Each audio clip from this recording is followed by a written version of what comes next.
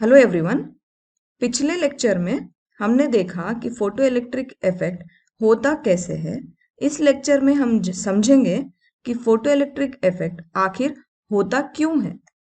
Einstein के photo electric equation और photon को और गहराई से समझेंगे और ये भी जानेंगे कि लाइट की wave theory photo electric effect को साबित करने में नाकाम क्यों हो गई।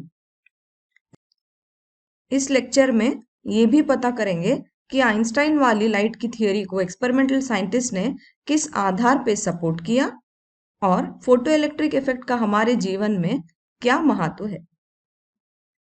पिछले लेक्चर की तरह इस लेक्चर में हम लाइट का सोर्स टॉर्च नहीं रखेंगे, बल्कि लाइट के फोटोन को इमेजिन करेंगे कि वो मेटल पर कैसे इंसिडेंट होकर इलेक्ट्रॉन को मेटल की सरफेस से इजेक्ट करता है।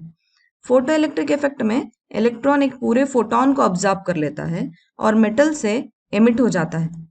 फोटो इलेक्ट्रिक इफेक्ट में एक इलेक्ट्रॉन के एमिट होने का मतलब एक फोटोन का गायब होना होता है और ये एक तत्काल यानी कि इमीडिएट प्रोसेस है। फोटो इलेक्ट्रॉन की एनर्जी इंसिडेंट लाइट की इंटेंसिटी से नहीं बल्कि फ्रीक्वेंसी से डायरेक्टली प्रोपोर्शनल होती है। इस बात ने उस टाइम के साइंटिस्टों को अचरज में डाल दिया था, क्योंकि ये कुछ अलग ही हो रहा था। फोटो इलेक्ट्रिक इक्वेशन कहती है कि फोटो इलेक्ट्रॉन की maximum kinetic energy E minus phi nought के बराबर होनी चाहिए। यहाँ पे जो E है वो इंसिडेंट रेडिएशन की एनर्जी और जो फाई नॉट है वो वर्क फंक्शन होता है मेटल सरफेस का, और ये E is equal to H nu होती है और फाई नॉट जो वर्क फंक्शन है वो is equal to H nu nought होती है। मतलब इंसिडेंट रेडिएशन की एनर्जी फ्रीक्वेंसी से डायरेक्टली प्रोपोर्शनल होती है, ना कि इंटेंसिटी से। मगर सवाल यही है कि ये क्यों होता है। इस क्यों का जवाब पता करने के लिए हमें हमारी पिछली छोटी क्लासेस में जाकर लाइट की वेवलेंथ, फ्रीक्वेंसी और इंटेंसिटी को समझना होगा। एक वेव की वेवलेंथ दो क्रस्ट या दो ट्रफ्स के बीच का डिस्टेंस होती है। फ्रीक्वेंसी उन वेव्स की संख्या होती है जो यूनिट टाइम में एक फिक्स्ड पॉइंट से गुजरती है। वेवलेंथ और फ्रीक्वेंसी एक दूसरे से इनवर्सली प्रोपोर्शनल होते हैं, इसलिए जिन वेव्स की फ्रीक्वेंसी ज्यादा होती है उन वेव्स की वेवलेंथ कम होती है और जिनकी फ्रीक्वेंसी कम होती है उनकी वेवलेंथ ज्यादा होती है। लाइट की एनर्जी उसकी फ्रीक्वेंसी से डायरेक्टली प्रोपोर्शनल होती है, इसलिए ये हाई एनर्जी की वेव है और ये लो एनर्जी की वेव है। वेव की एनर्जी उसके एम्पलीट्यूड के स्क्वायर के बराबर होती है। मतलब आप एम्पलीट्यूड को डबल करोगे तो एनर्जी 4 गुना बढ़ जाएगी। तो ये थी फ्रीक्वेंसी और वेवलेंथ की बात। अब वेव की इंटेंसिटी या उसकी ब्राइटनेस क्या होती है। इंटेंसिटी वो एनर्जी है जितनी एनर्जी एक unit surface area per unit time में इंसिडेंट होती है या दी गई फ्रीक्वेंसी पे प्रति सेकंड फोटोनों की संख्या इंटेंसिटी है। इसलिए इंटेंसिटी के बढ़ने पर फोटोन की संख्या या नंबर ऑफ फोटॉन्स इंसिडेंट पर सेकंड भी बढ़ेंगे। इलेक्ट्रॉन की काइनेटिक एनर्जी इंटेंसिटी पे डिपेंड नहीं करती, क्योंकि एक फोटोन को एक इलेक्ट्रॉन ऑब्जॉर्ब करके वो इलेक्ट्रॉन एमिट हो जाता है। इसलिए अगर लाइट की इंटेंसिटी बढ़ा दी जाए तब भी फोटो इलेक्ट्रॉन पे कुछ भी असर नहीं पड़ता। मगर लाइट की फ्रीक्वेंसी को चेंज करेंगे तो उस एक फोटोन की फ्रीक्वेंसी भी चेंज होगी, इसलिए एमिट हुए इलेक्ट्रॉन्स की काइनेटिक एनर्जी इंसिडेंट लाइट की फ्रीक्वेंसी पे डिपेंड करती है। फोटो इलेक्ट्रिक इफेक्ट में एक और इंपॉर्टेंट ऑब्जर्वेशन ये था कि अगर लाइट की फ्रीक्वेंसी थ्रेशोल्ड फ्रीक्वेंसी से ज्यादा हो तो photo electric current incident light की इंटेंसिटी से डायरेक्टली प्रोपोर्शनल होगा। क्योंकि लाइट की इंटेंसिटी का चेंज होना मतलब फोटोन का नंबर चेंज होना है, जिसकी वजह से एमिटेड इलेक्ट्रॉन का नंबर चेंज होगा जो फोटो इलेक्ट्रिक करंट को चेंज करेगा। मगर मैंने अभी थोड़ी देर पहले ये कहा था कि लाइट की इंटेंसिटी एनर्जी पर डिपेंड होती है। फिर ये कैसे हो सकता है कि जो इंटेंसिटी एनर्जी पे डिपेंड करती है वो इलेक्ट्रॉन की काइनेटिक एनर्जी पे कुछ असर नहीं करती। इस कंफ्यूजन को दूर करने के लिए चीजों को अब और अच्छे से समझेंगे। 1905 में जब आइंस्टाइन ने फोटोइलेक्ट्रिक इफेक्ट समझाया था, उस टाइम तक लाइट की वेव थ्योरी अच्छे से एस्टैब्लिश हो गई थी। सब लोगों ने पूरी तरह से मान लिया था कि लाइट वेव है। और अगर लाइट की वेव थियरी की माने तो यंग्स के डबल स्लिट एक्सपेरिमेंट के अनुसार जब लाइट दो स्लिटों से पास होती है तब कंस्ट्रक्टिव और डिस्ट्रक्टिव इंटरफेरेंस के वजह से स्क्रीन पे ब्राइट और डार्क फ्रिंज बनती हैं। मगर बुलेट जैसी क्लासिकल पार्टिकल्स जब ऐसे डबल स्लिट से पास हों तो उनमें इंटरफेरेंस नहीं होता। यहाँ अगर स्क्रीन को देखेंगे तो जैसे लाइट सारे स्क्रीन पे पैटर्न बना रही थी, बुलेट्स वैसे पैटर्न नहीं बना रहे। वो पूरे स्क्रीन पर नहीं बल्कि सिर्फ स्लिट्स के आगे वाले दो जगहों पर स्ट्राइक कर रहे हैं। साइंटिस्ट फोटो इलेक्ट्रिक इफेक्ट को एक्सपेरिमेंटल के द्वारा वेव थियरी से समझा नहीं पाए क्योंकि उनकी एक्सपेरिमेंट के रिजल्ट्स फोटो इलेक्ट्रिक इफेक्ट के थियोरेटिकल रिजल्ट से मैच नहीं कर रहे थे।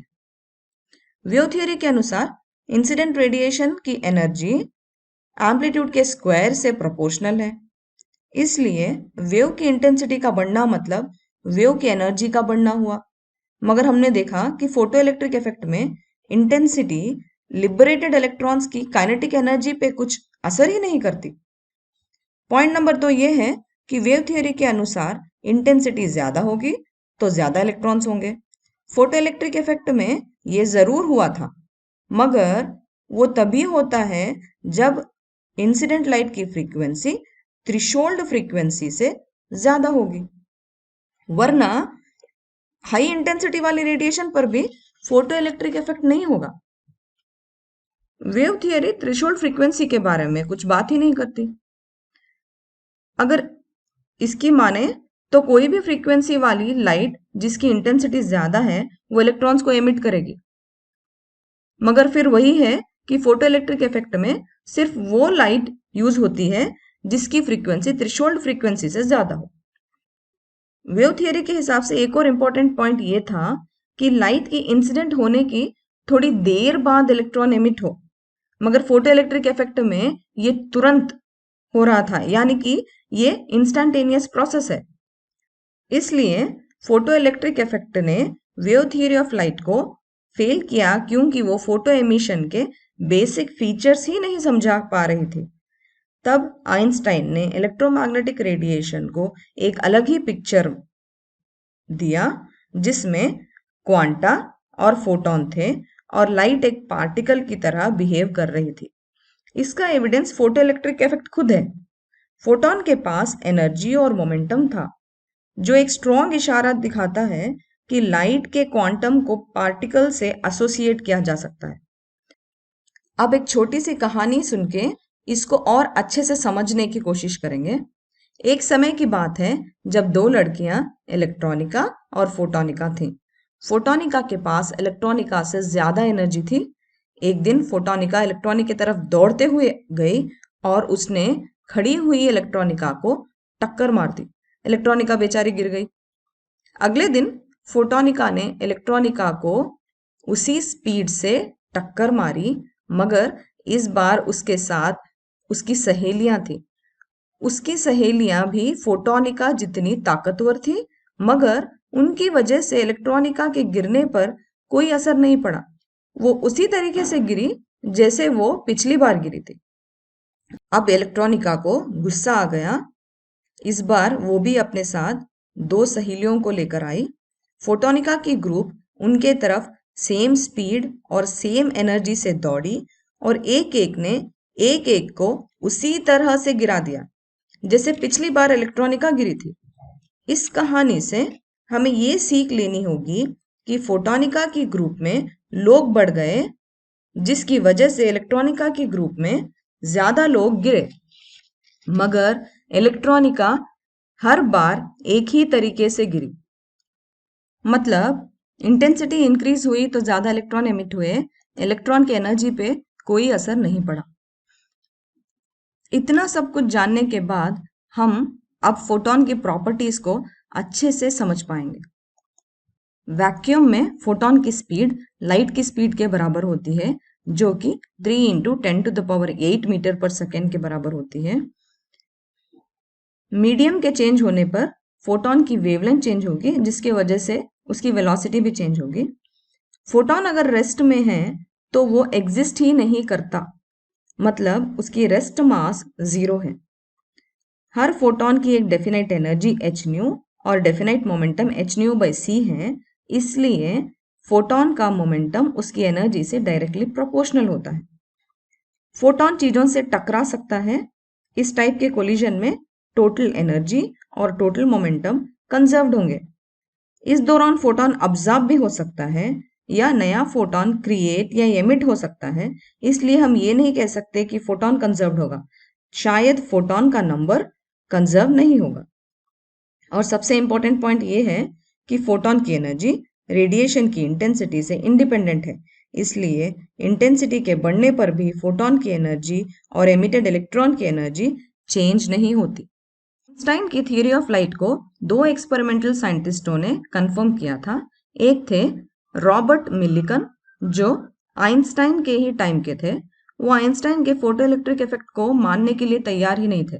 आइंस्टाइन को गलत साबित करने के लिए उन्होंने ऑयल ड्रॉप एक्सपेरिमेंट किया, मगर इस एक्सपेरिमेंट के रिजल्ट आइंस्टाइन के थियोरी से मैच कर गए। इस एक्सपेरिमेंट में उन्होंने इलेक्ट्रॉन का चार्ज भी पता कर लिया था। इन दोनों कामों के लिए उन्हें 1923 में नोबेल प्राइज मिला था। और दूसरे थे आर्थर हॉली कॉम्पटन, जिन्होंने 1922 में ये ऑब्जर्व किया था कि जब एक सिंगल वेवलेंथ की एक्सरे मैटर पे स्ट्राइक होती है, तब एक फ्री इलेक्ट्रॉन के वजह से थोड़ी लाइट की पार्ट अलग अलग डायरेक्शन में स्कैटर हो जाती है। इसे कॉम्पटन स्कैटरिंग कहते हैं। ये कॉम्पटन का एक्सपेरिमेंटल सेटअप है। एक एक्सरे के बीम को कार्बन टारगेट पे डायरेक्ट करेंगे तो डिटेक्टर से ये पता चलता है कि लाइट अलग अलग एंगल्स पे स्कैटर हुई है। ये डिटेक्टर स्कैटर्ड एक्सरेज की इंटेंसिटी और वेवलेंथ दोनों को मेजर कर सकता है। थोड़ी स्कैटर्ड रेडिएशन ऐसी भी थी जिसका वेवलेंथ इंसिडेंट रेडिएशन से भी ज्यादा था। स्कैटर्ड फोटॉन्स और इनिशियल फोटॉन्स के वेवलेंथ के बीच जो डिफरेंस था उसे कॉम्पटन शिफ्ट कहते हैं। मान लो कि इंसिडेंट फोटॉन की वेवलेंथ लैम्डा है और स्कैटर्ड फोटॉन की वेवलेंथ लैम्डा डैश है, तो ये जो वेवलेंथ इंक्रीज हो रही थी, ये सिर्फ इंसिडेंट रेडिएशन और स्कैटर्ड रेडिएशन के बीच के एंगल पर डिपेंड हो रही थी। मगर वेव थियोरी के हिसाब से स्कैटर्ड और इंसिडेंट रेडिएशन की फ्रीक्वेंसी और वेवलेंथ सेम होनी चाहिए, इसलिए कॉम्पटन इफेक्ट को भी फोटॉन के पॉइंट ऑफ व्यू से ही एक्सप्लेन करना पड़ा।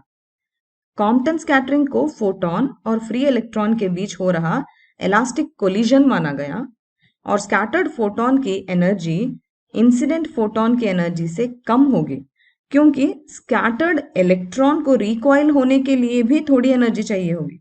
इंसिडेंट फोटॉन की एनर्जी hc by लैम्डा और momentum h nu by c होगा, जबकि स्कैटर्ड फोटॉन की energy hc by lambda dash और momentum h nu dash by c होगा। अब हम कंजर्वेशन ऑफ एनर्जी और कंजर्वेशन ऑफ मोमेंटम के लॉस को अप्लाई कर सकते हैं। इन्हीं लॉस को अप्लाई करके कॉम्पटन ने चेंज इन वेवलेंथ, जिसे कॉम्पटन शिफ्ट ऑफ एक्सरेस कहते हैं, उसको निकाला। वो बराबर था h by mc into 1 minus cos theta के। यहाँ थीटा फोटॉन की स्कैटरिंग होने का एंगल है और m इलेक्ट्रॉन का रेस्ट मास है, मतलब वो मास इलेक्ट्रॉन का जब इलेक्ट्रॉन रेस्ट पे रहेगा। और ये जो h by mc है, ये एक कांस्टेंट है। इसे कॉम्पटन वेवलेंथ कहते हैं। ये लेंथ के डायमेंशन के बराबर इसका डायमेंशन होगा, और अगर हम h, m और c की वैल्यू को सब्स्टिट्यूट करेंगे तो वो कांस्टेंट की वैल्यू होगी 0.0024 नैनोमीटर। अगर आपको इस कॉम्पटन इक्वेशन का डिराइवेशन जानना है तो आप मेरा एक और वीडियो लेक्चर देख सकते हैं, जिसमें मैंने क्लियरली कॉम्पटन इक्वेशन को अच्छे से डिराइव किया है। लिंक मैं डिस्क्रिप्शन में दे दूंगी। तो कॉम्पटन इफेक्ट वो इफेक्ट है जिसमें एक्सरे अलग अलग डायरेक्शन में स्कैटर होता है और उसकी वेवलेंथ स्कैटर्ड होने के बाद बढ़ती है। फोटो इलेक्ट्रिक इफेक्ट और कॉम्पटन इफेक्ट के बीच का डिफरेंस क्या है? डिफरेंस ये है कि फोटो इलेक्ट्रिक इफेक्ट में फोटोन को इलेक्ट्रॉन पूरी तरीके से ऑब्जॉर्ब कर लेता है और इजेक्ट हो जाता है। इस दौरान फोटोन गायब हो जाता है, तो हम फोटोन की वेवलेंथ को मेजर ही नहीं कर पाएंगे फोटो इलेक्ट्रिक इफेक्ट में, मगर कॉम्पटन इफेक्ट में ऐसा नहीं होता।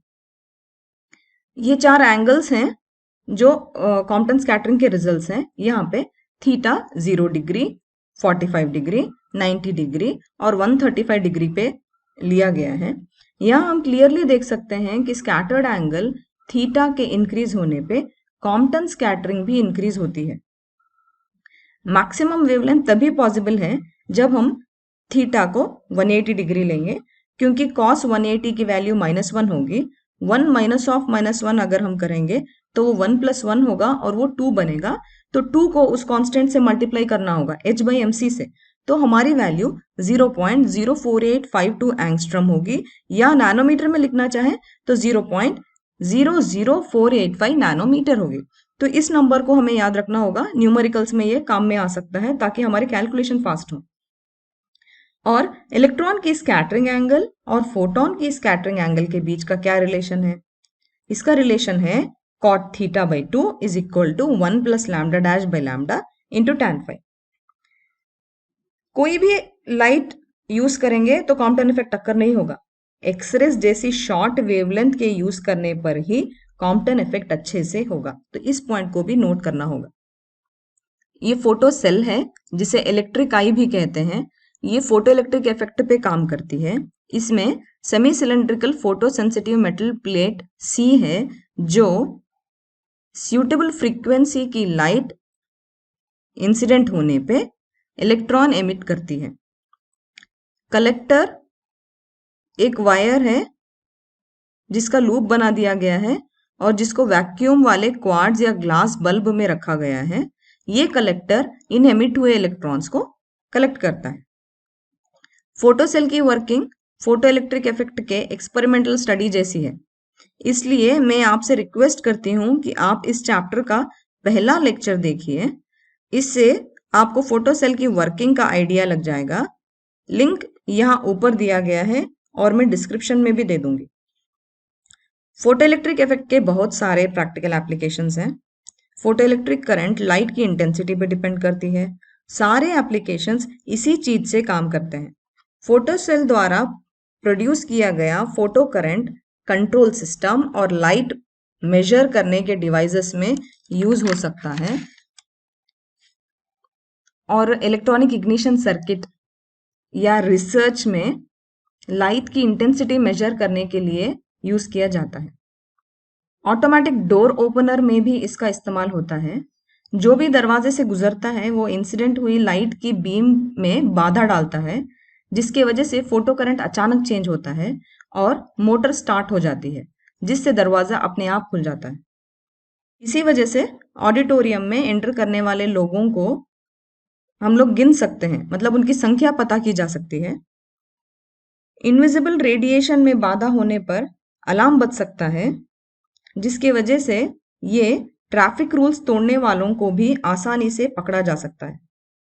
फोटो सेल का सबसे इंपॉर्टेंट एप्लीकेशन बर्गलर अलार्म्स और फायर अलार्म्स में है। जब लाइट की बीम में बाधा आती है तब फोटो करंट रुक जाता है और अलार्म बजने लगता है। अब हम आज के लेक्चर के बेस पे दो इंपॉर्टेंट न्यूमेरिकल्स करेंगे।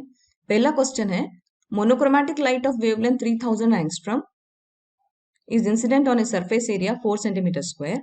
If intensity of light is 150 milliweber per meter square, then rate at which photons strike the target is। चार ऑप्शन दिए हैं, मतलब उनका कहने का मतलब ये है कि मोनोक्रोमैटिक लाइट की वेवलेंथ दी गई है जो इंसिडेंट हो रही है एक सरफेस एरिया पे, और लाइट की इंटेंसिटी दी गई है।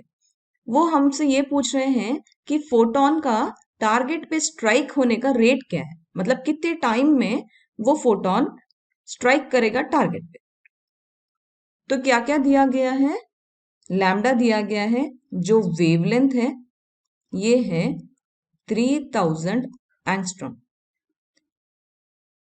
इसको हम चाहे तो मीटर में कन्वर्ट कर सकते हैं। 3 इंटू 10⁻⁻7 मीटर होगा।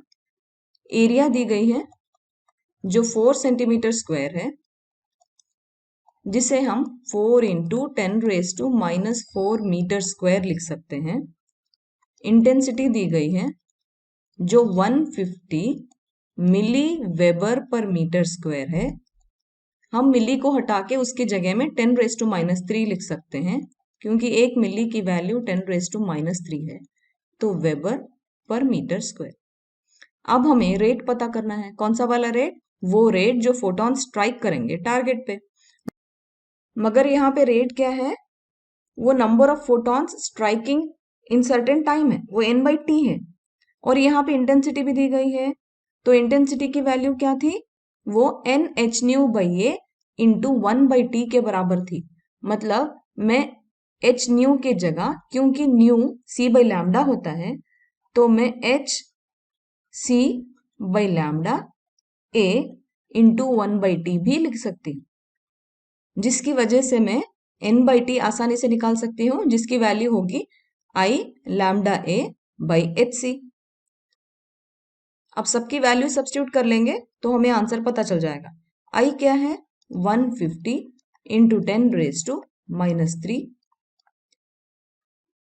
और wavelength 3 into 10⁻⁻7 into area 4 into 10⁻⁻4 है, डिवाइडेड बाई h की वैल्यू क्या है? 6.6 into 10⁻⁻34 joule second into 3 into 10⁸.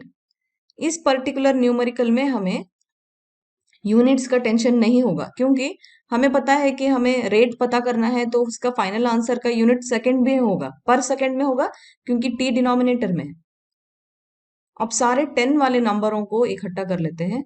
सो 150 इंटू 4 इंटू 3 इंटू 10⁻³ -3 -7 -10 होगा, -10 -4 -14 होगा, divided by 6.6 into 3 into 10⁻⁻34 plus 8 -26 होगा। So this will be equal to 150, यहाँ पे 3 कैंसिल हो जाएगा, इंटू 4 बाई, अगर मैं नीचे 6.6 को 66 कर दूं तो यहाँ पे 10⁻12 के जगह में 10⁻13 मुझे मिल जाएगा। अब इसको मैं आसानी से डिवाइड कर सकती हूँ। ये हो जाएगा 600/66 into 10⁻13। This will be equal to 9.09 into 10⁻13 पर सेकेंड। तो हमारा आंसर लगभग 9 इंटू 10⁻13 पर सेकेंड, आंसर बी है। अगला क्वेश्चन देखते हैं। A X-ray photon of wavelength 0.01 nanometer is scattered through 120 degree by an electron. What is the kinetic energy of the recoiling electron? 4 option दिए गए हैं। हमें एक्सरे के फोटोन का वेवलेंथ दिया गया है, और ये वेवलेंथ इनिशियल फोटोन का है। अब ये स्कैटर हो रहा है 120 डिग्री के एंगल से, और हमें पता करना है रिकॉइलिंग इलेक्ट्रॉन की काइनेटिक एनर्जी। तो क्या क्या दिया गया है इसमें? पहले तो हमें वेवलेंथ दिया गया है जो 0.01 नैनोमीटर है, और थीटा दिया गया है जो 120 डिग्री है, और हमें पता करना है इलेक्ट्रॉन की काइनेटिक एनर्जी। तो पहले कॉम्पटन शिफ्ट पता कर लेते हैं। हमें पता है कॉम्पटन इक्वेशन क्या है? डेल्टा लैम्डा या Compton shift is equal to h/mc into 1 minus cos theta, और हमें h/mc की वैल्यू पहले से ही पता है। इसकी वैल्यू क्या है? 0.0024। हम नैनोमीटर में लेंगे, क्योंकि एक्सरे की वेवलेंथ नैनोमीटर में दी गई है। अब मैं आसानी से ये डेल्टा लैम्डा पता कर सकती हूँ। ये हो गया 0.0024 into 1 minus cos 120। Cos 120 degree -1/2 होता है, तो 0.0024 इंटू 1 माइनस ऑफ -1/2 प्लस 1/2 हो जाएगा।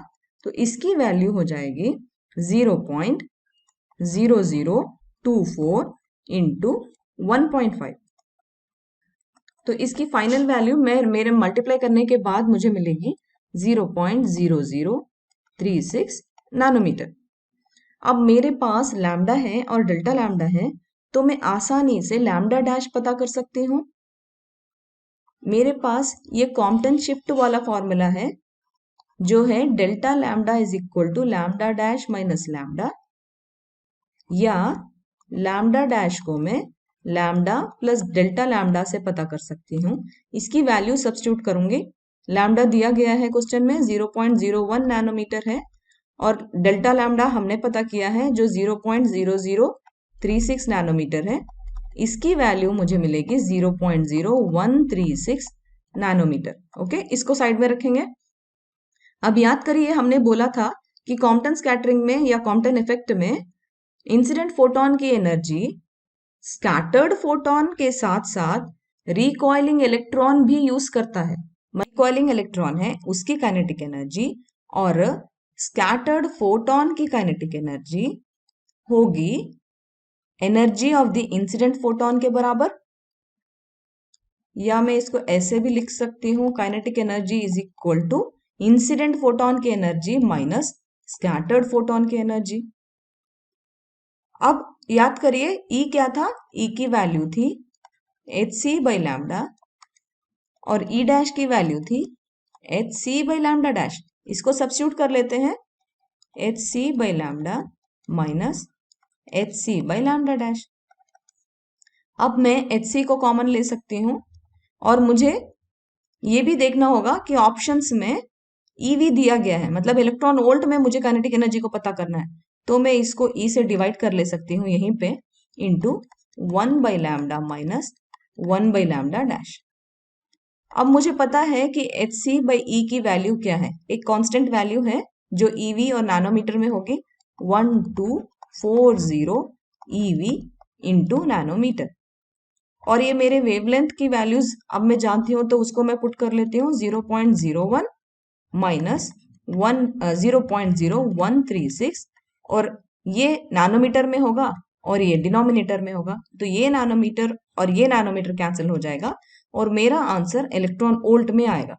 सो 1240 इंटू अंदर 1.0.01 की वैल्यू होगी 100 माइनस इसकी वैल्यू 1 बाई 0.0136 की वैल्यू होगी 73.53, और ये आंसर EV में आएगा।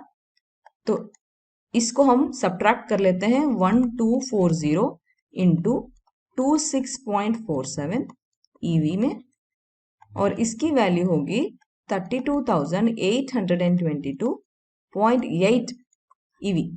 मगर ऑप्शंस में KEV दिया गया है, 1000 से डिवाइड करनी होगी वैल्यू किलो EV में कन्वर्ट करने के लिए, तो हमारा आंसर होगा 32.8 KEV। सो ऑप्शन होगा C। तो इस तरह हम थोड़ा कॉन्सेप्ट समझ के हर न्यूमेरिकल को आसानी से सॉल्व कर सकते हैं। ओके देन, आज का लेक्चर यहीं पे खत्म होता है। Thank you.